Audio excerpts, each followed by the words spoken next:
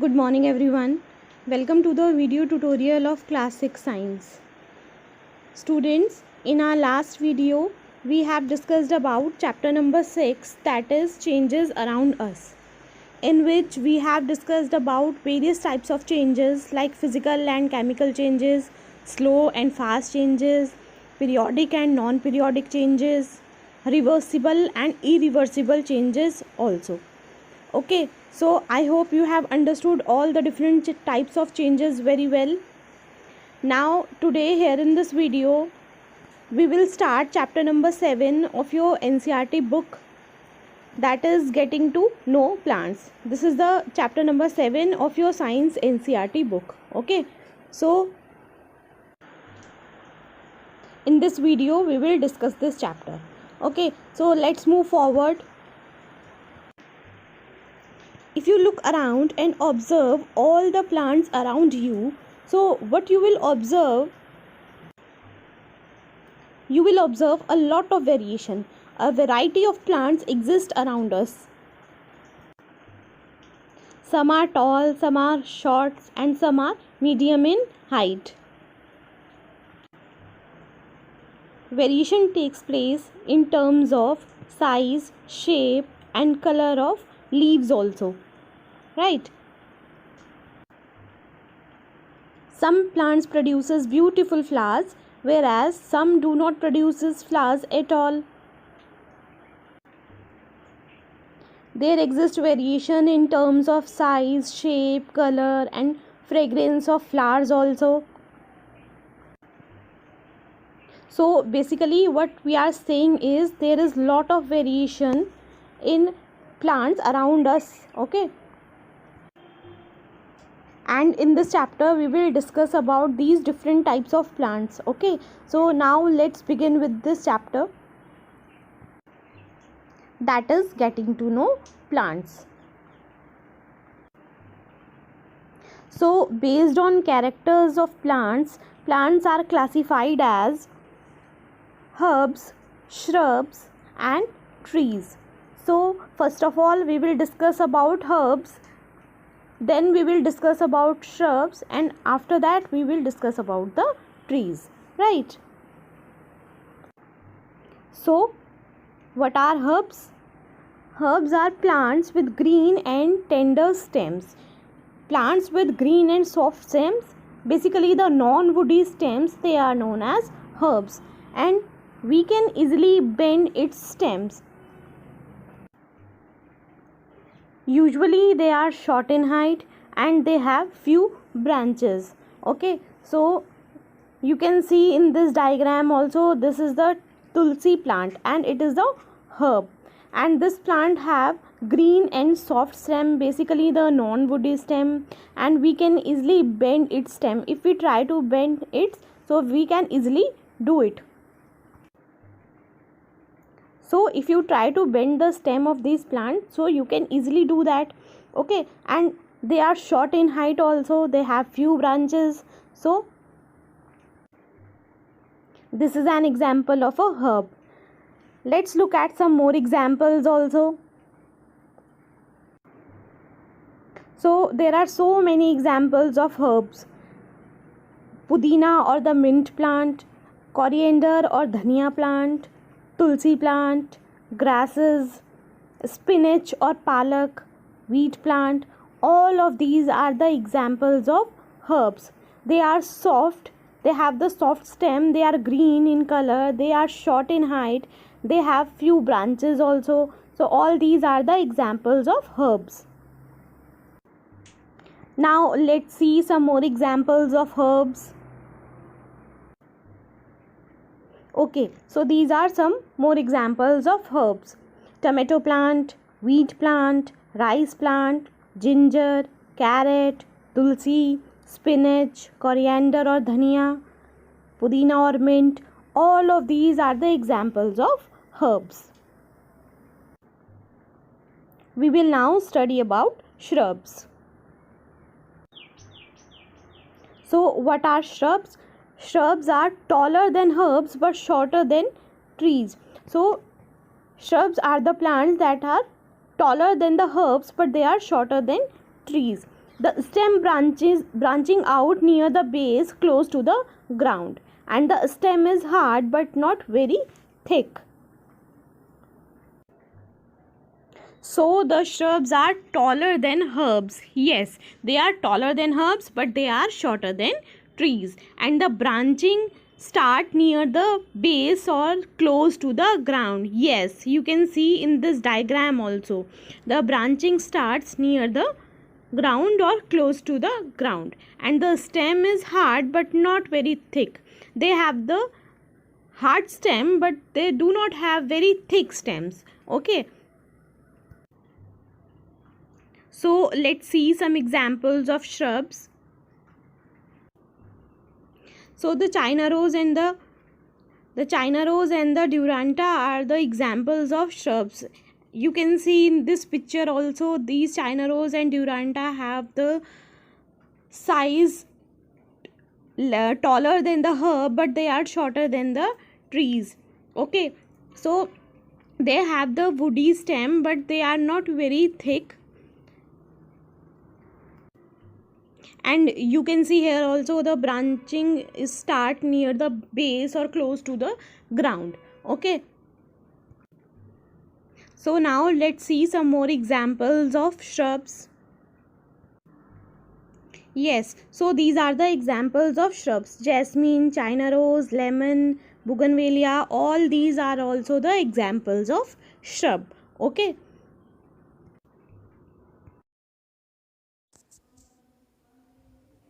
Alright, so now here in this diagram we can easily differentiate between the herbs, shrubs and trees.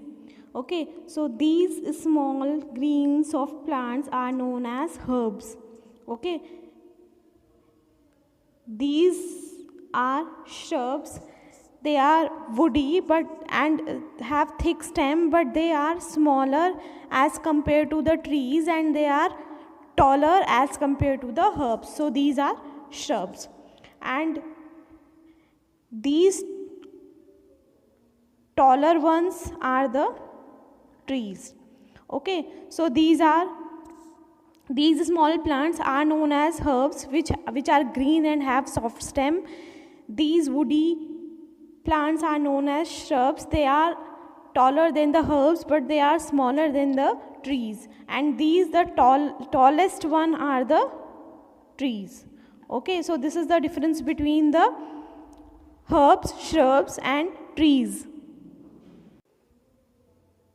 Okay, now we will study about trees. So what are trees? Trees are very tall. They have hard and thick brown stem, which is also known as trunk. So these brown stem is also known as trunk. This is the trunk. You can see in this picture also, this is the trunk. The stems have branches in the upper part much above the ground. So in trees, the stems have branches in the upper part, which is much above the ground. You can see here also, this is much above the ground. Okay, whereas in shrubs, they are near the ground. Okay, or they are near the base, right? So in trees, the stems have the branches much above the ground. Okay, so these are the trees. Now these are the examples of trees, right? There are so many examples of trees, like the mango tree, the apple tree, the jamun tree, peepal tree, banyan, coconut, neem, pines. All of these are the examples of trees. Okay, so now we know what is the difference between the herbs, shrubs and trees. Herbs are the soft and small plants which are green, and they are easily bent. If we try to bend the stem of the herbs, we can easily do that. And the shrubs are the taller than the herbs, but they have the woody stem, but they are smaller than the trees, whereas the trees are the tallest one. Okay, So now we can easily recognize the herbs, shrubs and trees. Alright. So in this picture we can easily differentiate between the herbs, shrubs and trees. These smaller ones which are green and they have the soft stem are known as herbs. Okay, these are also herbs, right? And these are the shrubs. They are woody, they are taller than the herbs, but they are shorter than the trees. Okay, and these the tallest one are the trees. These are the trees, right? This is also the shrub. So now we can easily differentiate what are trees, what are herbs and what are shrubs. Okay, so now here we have differentiate between the herbs, shrubs and trees on the basis of some characters. Okay, so the first character is height, and on the basis of height the herbs are the smallest one. Okay, and the shrubs are taller than herbs but they are smaller than the trees. They are taller than the herbs but they are smaller than the trees, and the trees are the tallest one. So according to the height, the herbs are the smallest, the shrubs are taller than herbs and they are smaller than trees, and the trees are the tallest one. Okay, now the second character is a stem. The stem of the herbs are soft and green. The stem of the shrubs are hard but not very thick. The herbs have the thin stem and the shrubs have the stem which are not very thick and not very thin, and the trees have the hard and the thick stem which is also known as the trunk. Okay, and where do branches appear?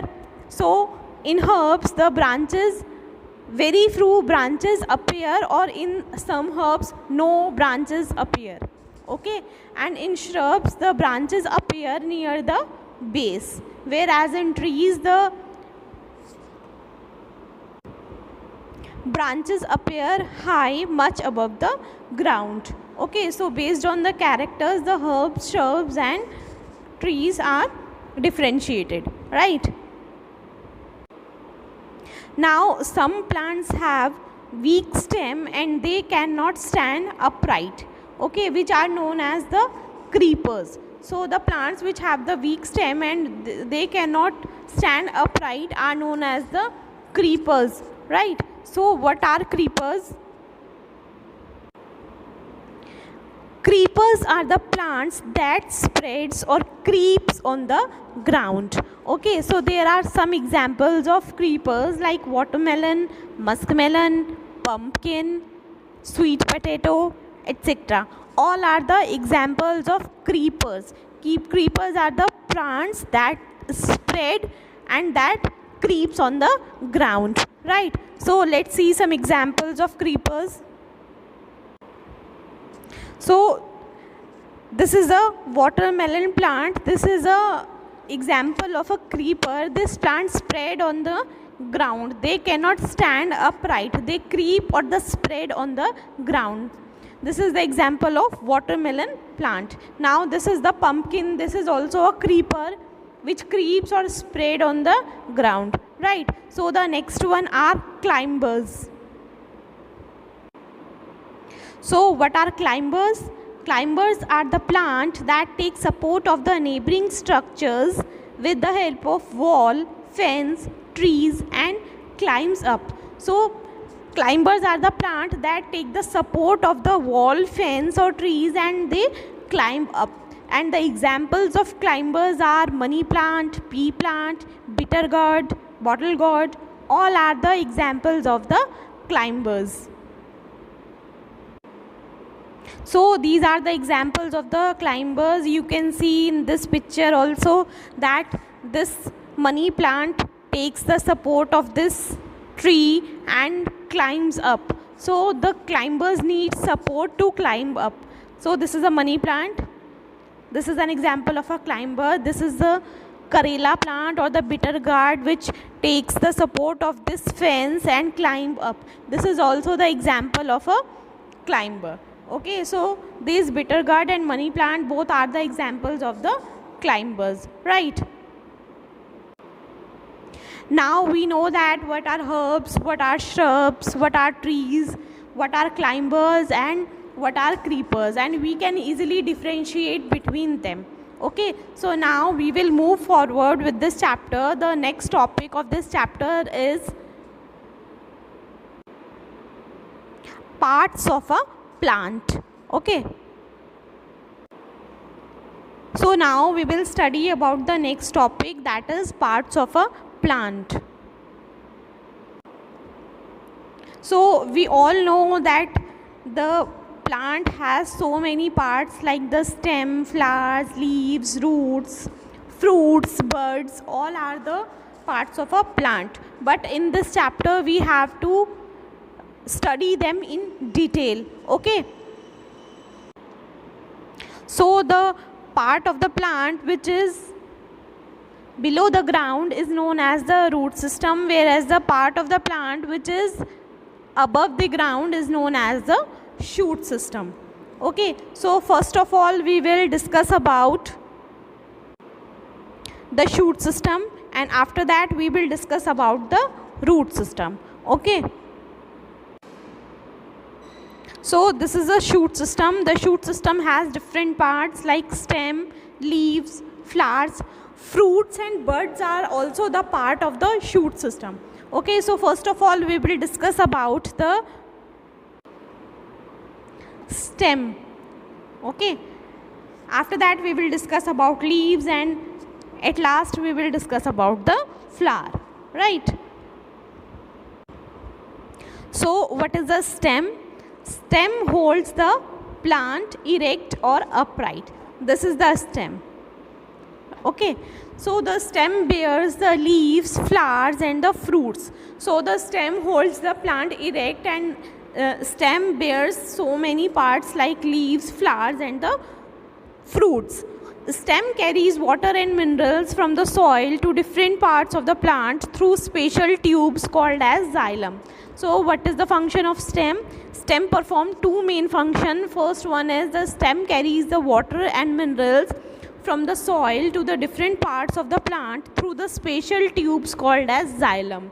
Okay, and the next one is the stem also carries the food prepared in the leaves to different parts of the plant through the special tubes called as phloem. Okay, so now let's discuss about the xylem and the phloem. So we all know that the roots will absorb water and minerals from the soil, and this water and minerals is transported to the other parts of the plant through the xylem or by the xylem. Okay, xylem are the small tubes or the special tubes which transport the water and minerals to the other parts of the plant. All right, so this one is xylem. And what is the main function of xylem? The function of xylem is the transportation of the water and minerals from the soil to the other parts of the plant. So this xylem, these are the special tubes, they transport the water and minerals from the soil to the other parts of the plant. Okay, now the next one is phloem. Phloem transport the food from the leaves to the other parts of the plant. Okay, so we all know that food is prepared in the leaves by the process of photosynthesis, and the food prepared by leaves is transported to the other parts of the plant by these stems. These stems have the phloem, or they have the special tubes which are known as the phloem, and the phloem help in the transportation of food to the other parts of the plant. Okay, so this one is the phloem, and phloem helps in the transportation of food from the leaves to the other parts of the plant. Now I hope you have understood the functions of the xylem and the phloem and the difference between the xylem and the phloem. The xylem transport the water and minerals from the soil to the other parts of the plant, whereas the phloem transport the food from the leaves to the other parts of the plant, right? So now here is an experiment to show that the stem conducts water. Okay, so what we have to do, we have to take a glass, fill it 1/3 with water. What we have to do, we have to take a glass and we have to fill it 1/3 with water. After that, we have to add a few drops of ink to the water. Here we have taken the red ink, right? So what we have to do, we have to add a few drops of ink to the water. After that, we have to cut the base of the stem of the herb and we have to put it in the glass, right? We have to leave it for some time and we have to observe it on the next day. So what will we observe? That we observe is the color of the flower has changed. Okay, so if we have to keep it in the glass and we have to keep it undisturbed for one day, the next day if we observe it, we will observe that the color of the flower will change, or the color of the flower has changed. Okay, so why is it so? Why the color of the flower has changed? The color of the flower has changed because the water moves upwards through the narrow tubes inside the stem of the plant. Okay, that is why the color of the flower has changed, right? So this experiment clearly shows that the stem conducts water. Okay. So now we have one more example here. Here we have taken the white rose stem. We have dipped in the white rose stem in the blue ink, and after a few days what we observe is the color of the flower changes to the bluish. Here this is the white flower and here the color changes to the blue, or it looks the bluish in color. Okay, why is it so? Because the stem conducts water and this water move upwards through the special tubes called as xylem, and that is why the color changes from the white to the bluish. Okay, so now we know that the stem conducts water. Let's move forward. Now we have discussed about the stem. The next topic of the shoot system, or the next part of the shoot system, is leaves. Okay, now we will discuss about the leaves. So what is a leaf? A leaf is a flattened green colored structure which arises from the nodes of the stem or its branches. Okay, so it is a flattened green color structure which arises from the branches or from the nodes of the stem. And the green color of the leaves is due to the presence of the green pigment. Okay, so this green pigment is the main cause of the green color of the leaves. So the green color is due to the presence of the green pigment, which is known as chlorophyll. Okay, so the leaves are of different shapes and size. They have different thickness, they have different growth patterns also. You can see in this picture also, all these leaves are of different variety. They have the different shapes, they have the different sizes, they have different thickness, and also they have the different growth patterns. Okay, so what is a leaf? Leaf is a flattened green color structure which arises from the nodes of the stem or its branches. And the leaves have the different parts. Okay, so this broad green part of the leaf, this entire part is known as the lamina or the leaf lamina. Okay, so the broad green part of the leaf is known as the leaf lamina, and the part of the leaf by which it is attached to the stem, this is known as the stem, and the part of the leaf by which it is attached to the stem is known as the petiole. So this part is known as the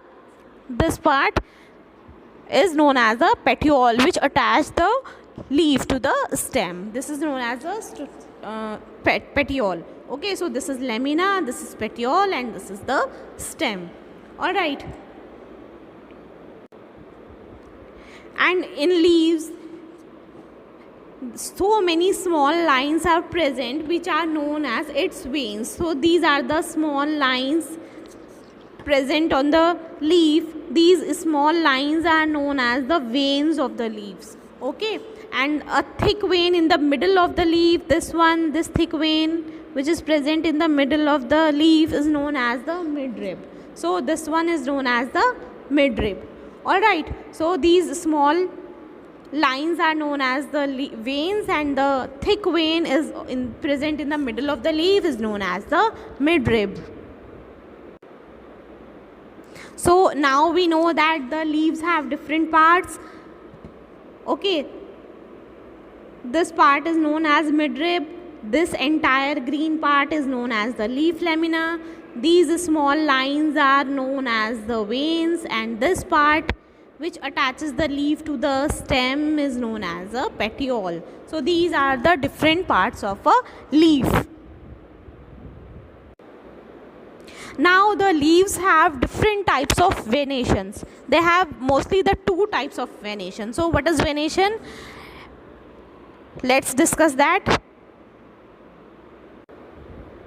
So what is a venation or what is a leaf venation? The pattern of veins on the leaf is known as venation.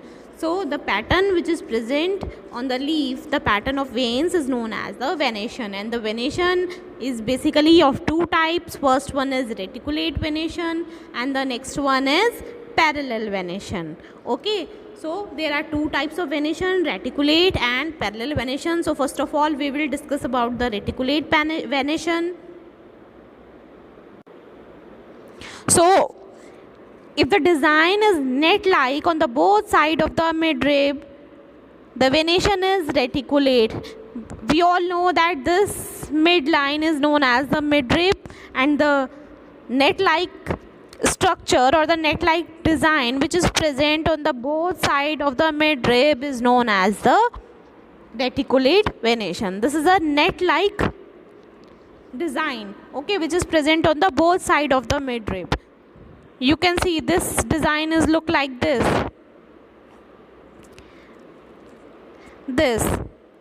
These are the small veins. Okay, so the design is net like, and the examples of the reticulate venation are the rose plant, the peepal plant, the mango tree. All are the examples of the reticulate venation. Now the next type of venation is parallel venation. If the design made by veins is parallel to one another in a leaf is known as the parallel venation. So this is the example of the parallel venation. Here the venation is look like this. Okay, these are parallel to each other. Okay, so this is known as the parallel venation, and the examples are grass, wheat, maize, banana. All are the examples of the parallel venation. So if the design is net-like on the both sides of the midrib, the venation is reticulate, and if the design is made by vein is parallel to one another, so that is known as parallel venation. Okay, so you can see here also this is the example of reticulate venation. Here the net-like design is present on the both sides of the midrib. So these are the examples of the reticulate venation. Now let's see the example of the parallel venation. Okay, so these are the examples of the parallel venation. In these designs are these veins are parallel to one another.